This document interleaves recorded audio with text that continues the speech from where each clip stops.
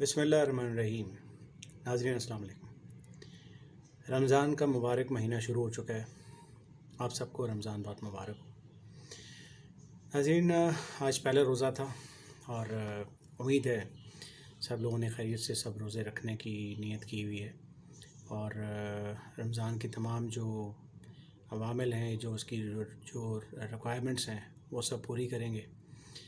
इसमें नमाज हैं और इसके बाद तरावी है और इफ्तारी का एहतमाम है, सहरी का एहतमाम है। इसमें अल्लाह ताला की ज़िक्र के साथ लोगों के लिए भी थोड़ा भलाई का सोचना चाहिए।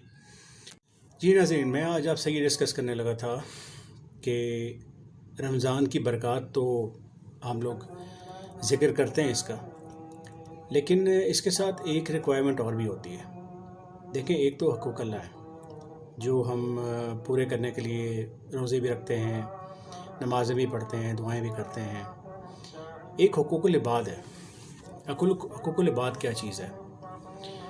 अब जैसे रोज़े आ गए हैं, इसमें आप बाज़ार में जाएं, इफ्तारी का या सहरी का सामान, आप खाने पीने की अशिया जो हैं वो ख़रीदने के लिए आप जाते हैं, तो आप महसूस करेंगे कि जैसे मैं अपनी बात करता हूँ, मैंने रमज़ान शुरू होने से 2 दिन पहले बाज़ार का रुख किया, कुछ चीज़ें मैंने वहाँ से परचेज़ की और रेट्स का अंदाज़ा लगा लिया कि क्या रेट्स हैं। उसके बाद इत्तेफाक की बात है कि आज पहला रोज़ा था, आज मैं फिर बाज़ार गया।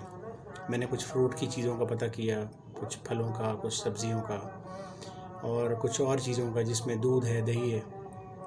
ये सब चीज़ें मैंने मालूमात ली तो मुझे अंदाज़ा हुआ कि रेट्स जो हैं वो ओवरनाइट बढ़ गए हैं।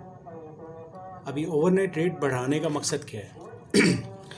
हम रोज़ा रख रहे हैं, हम अल्लाह के हुजूर पेश होते हैं, हम इबादत में भी हिस्सा ले रहे हैं, हम तरावी भी पढ़ रहे हैं, लेकिन हक़ूक़ुल इबाद जो बहुत ज़रूरी चीज़ है, जिसका जवाब हमें देना पड़ेगा अल्लाह ताला को, और ये बहुत इम्पॉर्टेंट चीज़ है कि हम उसको किस तरह से ऑब्ज़र्व कर रहे हैं। तो हक़ूक़ुल इबाद में जो अल्लाह की मखलूक है, उसको हम जब एक चीज़ महंगी बेच रहे हैं, 10 रुपये की चीज़ को हम खामखा में 15 रुपये की बेच रहे हैं, 50 रुपये की चीज़ को हम खामखा में 65 की या 70 की बेच रहे हैं, तो क्या हमें अल्लाह ताला की ज़ात पे तवक्कुल नहीं है?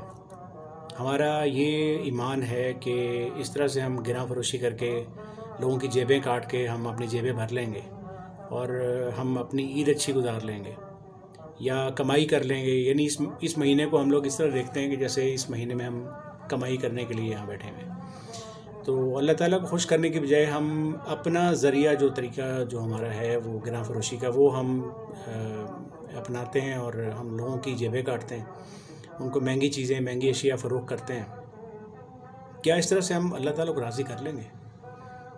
क्योंकि जो नमाज़ें और जो रोज़े हम अल्लाह की ज़ात के लिए रख रहे हैं या नमाज़ें अदा कर रहे हैं, अगर हम हक़ूक़ुल इबाद में फ़ेल हो जाते हैं तो नाज़रीन, ये नमाज़ें और ये रोज़े अल्लाह पाक हमारे मुंह पे खींच के मारेगा। ये हमारे लिए कोई फ़ायदा नहीं दे सकती, क्योंकि जब हम आवाम को नाखुश कर रहे हैं, अब जब हम जुल्म कर रहे हैं और हम अपनी जेबें भरने के लिए हम गिरा फरोशी कर रहे हैं और हम नाजायज़ मुनाफा कमा रहे हैं, तो क्या हम लोगों को एक मिनट के लिए भी ये सोच नहीं आती कि अल्लाह ताला के इस दिए हुए मुबारक महीने में, रमज़ान मुबारक में, हम जब कोई सवाब की खातिर को काम करते हैं तो अल्लाह पाक उसका अजर जो है वो कई गुना बढ़ा देता है। तो क्या हम गुनाह के मुर्तकिब हो रहे हैं ये करके, तो क्या वो गुनाह की सज़ा भी कई गुना बढ़ के नहीं मिलेगी?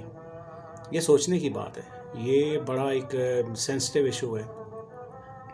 मैंने जानबूझ के आज कंपेयर करने के लिए मार्केट का रुख किया कि प्राइसेस का पता करूं कि आज से 3-4 दिन पहले या 2-3 दिन पहले और आज की प्राइसेस में क्या डिफरेंस है। तो मुझे वाज़े फ़र्क नज़र आया, मुझे बड़ा अफसोस हुआ और मैं सोच रहा था कि मेरा बस नहीं चल रहा था कि मैं किस तरीके से इन लोगों को मैं इनकी इस गलत रविश का एहसास दिलाऊं और मैं इनको बताऊं कि इस तरह से आप अपने लिए गुनाह ही कमा रहे हैं और अपने आप नामे माल में नेकियों के बजाय बदी लिख रहे हैं। मैं सोच नहीं पा रहा कि हम जैसी कौम, पाकिस्तानी कौम, जो इतनी टैलेंटेड भी है, इतनी चैरिटी भी देती है, खैराती काम भी करती है और मसाजिद हमारी भरी हुई हैं, तरावी में बेशुमार रश होता है।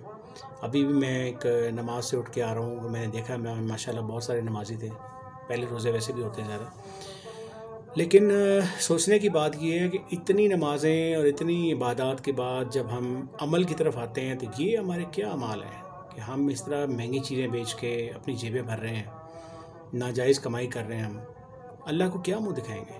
اللہ کے نبی صلی اللہ علیہ وسلم کو ہم کیا منہ دکھائیں گے؟ اتنی ہماری جرت ہے کہ ہم ان کو فیس کر لیں گے اور ہم ان سے کہیں گے کہ یہ ہمارا بنیادی حق ہے؟ یعنی گناہ فروشی بنیادی حق ہے پاکستانیوں کا۔ میں نے مارکیٹ کا سروے کیا تھوڑا سا، وہاں جو پرائسز پوچھی پھلوں کی اور سبزیوں کی، تو مختلف لوگوں کے مختلف ہیلے بہانے، یعنی جو ڈیلرز تھے، جو دکاندار تھے، جو چیزیں وہاں بیچ رہے تھے، وہ یہ کہتے تھے کہ یہ پیچھے منڈی سے چیزیں مہنگی آتی ہیں۔ اب اس کا مطلب یہ ہے کہ ہم پورے ایک ٹاسک فورس بنائیں اور ہم پہلے جا کے منڈیوں میں چیک کریں کیا ریٹ آتا ہے، اس کے پیچھے جو منڈیوں کے پیچھے جہاں سے کہیں ڈسٹریبیوشن ہو رہی ہے وہ چیک کریں، پھر منڈیاں چیک کریں، پھر آگے ڈسٹریبیوٹرز چیک کریں جن کو یہ ہول سیل پہ مال جاتا ہے، اور پھر ان سے ریٹیلرز کو جاتا ہے اور ریڈیو پہ جاتا ہے یا دکانوں پہ جاتا ہے۔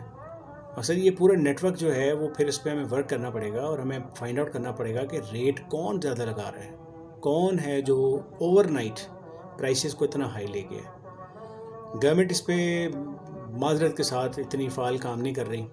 آج تو ویسے ہی گورنمنٹ ٹاپل ہو گئی آلموسٹ، عمران خان صاحب جو ہیں وہ رخصت ہو گئے ہیں، وزیر اعظم تو وہ رہیں گے چند دنوں کے لیے، لیکن پریکٹیکلی گورنمنٹ جو ہے وہ ڈیزالو ہو گئی ہے، پارلیمنٹ جو ہے وہ ختم ہو گئی ہے، اسمبلیاں ڈیزالو ہو گئی ہیں، اور اپوزیشن اپنی جگہ پہ کچھ کر رہی ہے، گورنمنٹ جو ہے اپنے طریقے سے وہ اس کو ہینڈل کر رہے ہیں معاملات کو۔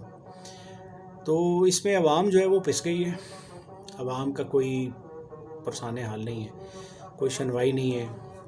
یعنی اگر میں یہ کوئی ورکنگ کر کے کسی کے پاس لے کے بھی جاؤں تو میں سوچ رہا ہوں میں کس کے پاس جاؤں۔ اگر میں کسی کے پاس جاتا ہوں یا نہیں جاتا یہ بات اپنی جگہ ہے، لیکن میں یہ سوچوں یا ہر شخص اپنے تئیں یہ بات سوچے دل میں، اپنے دماغ میں، کہ اس طرح کر کے کیا ہم اللہ تعالیٰ سے بغاوت نہیں کر رہے؟ ہم یہ دیکھیں کہ باہر کے ملکوں میں، یورپ میں، امریکہ میں، انڈیا میں، بے شمار اور ممالک میں، وہاں پہ گناہ فروشی ترک کر دی جاتی ہے رمضان کے مہینے میں۔ یعنی روزوں میں لوگ وہ مسلمانوں کے لیے، ان کو پتہ ہوتا ہے کہ مسلمانوں روزے رکھنے ہیں، سحری اور افطاری کا جو ہے سامان انہیں خریدنا ہے، تو اس کے اندر جو ہے نا وہ کافی حد تک رعایت کر دیتے ہیں۔ ایون یو کے میں یا سم کنٹریز جو اور ابراڈ یورپ میں ہیں وہاں مسلمانوں کے لیے اسپیشل پیکیجز ہوتے ہیں اور وہ اس میں 50% تک ڈسکاؤنٹ ملتا ہے۔ مجھے یہ سمجھ نہیں آ رہی کہ وہ لوگ ایسا کیوں کرتے ہیں؟ کیا ان کا ایمان اللہ تعالیٰ کے اوپر ہم سے زیادہ پختہ ہے؟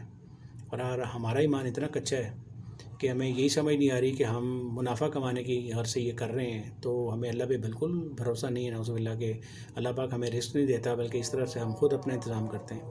یہ تو کفر کے زمرے میں آ گیا نا۔ میں اس کو انتہائی زبردست طریقے سے کنڈیم کر رہا ہوں۔ میں اس کو یہ کہہ رہا ہوں کہ یہ تو ہماری عوام اپنے لیے خود ہی جو ہے وہ انگارے جو ہے وہ اپنی جھولی میں بھر رہی ہے اس مبارک مہینے میں، اس طرح کے اقدام کر کے تو اپنے آپ کو خود ہی گندا کر رہی ہے۔ یہ تمام اقوام بالا جتنے بھی ساری ہماری یہاں پہ قومیں بستی ہیں، جس میں مسلمان بھی ہیں، ہندو بھی ہیں، سکھ بھی ہیں، عیسائی بھی ہیں، یہودی بھی ہیں، بے شمار مطلب پارسی بھی ہیں، وہ یہ سب دیکھتے ہوں گے کہ یہ آج سے نہیں ہو رہا ہے، یہ کئی سالوں سے ہو رہا ہے، میں کئی سال سے دیکھ رہا ہوں، لیکن میں یہ دیکھ رہا ہوں کہ اس میں جو ہے نا دن بہ دن اضافہ ہوتا جا رہا ہے اور یہ لوگ اپنی لمٹ سے باہر نکل گئے ہیں۔ ریڈی والا ہے وہ بھی مہنگا بیچ رہا ہے، دکاندار ہے وہ مہنگا بیچ رہا ہے، اگر آپ کسی اور کے پاس چلے جائیں جو کہ بڑے جنرل اسٹور والے ہیں وہاں پہ بھی پرائسز بے انتہا زیادہ ہیں۔